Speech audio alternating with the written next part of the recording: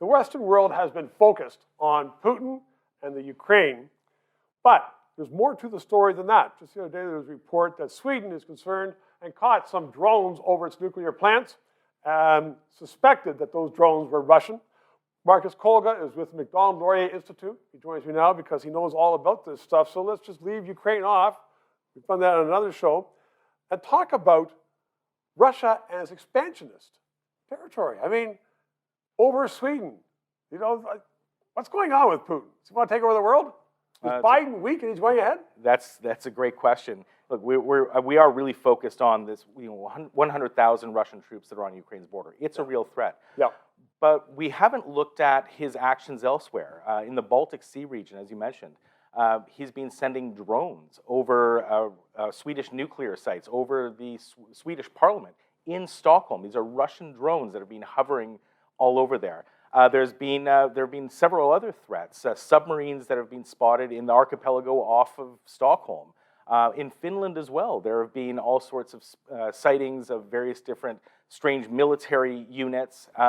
And the Russians have been pushing migrants over the Finnish border as well, trying to destabilize Finland. And if we go further north to Norway, there's been a steep escalation in Russia's militarization along the Arctic border with Norway, which is, of course, a NATO ally. So there's a lot of other areas where there could be potential conflict.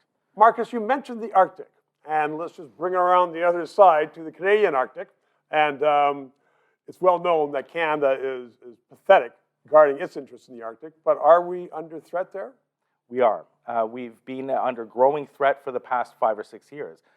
Russia has undertaken a rapid militarization of the Arctic region. Brand new military bases, some old Soviet ones that have been refurbished. And these are tactical offensive bases, nuclear bases, airfields for tactical bombers.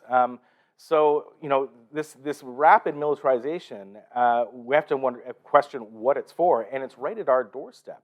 Let's not forget that the furthest northern part of Russia is not much further than Winnipeg from Toronto when it comes to the distance from Canada. So there's a real threat to Canada right now. And some people say, well, who cares about the Arctic? But the Arctic is extraordinarily valuable. That's right. And Vladimir Putin knows that. Just this summer, he submitted a claim to the United Nations for all the resources under the entire Arctic Sea.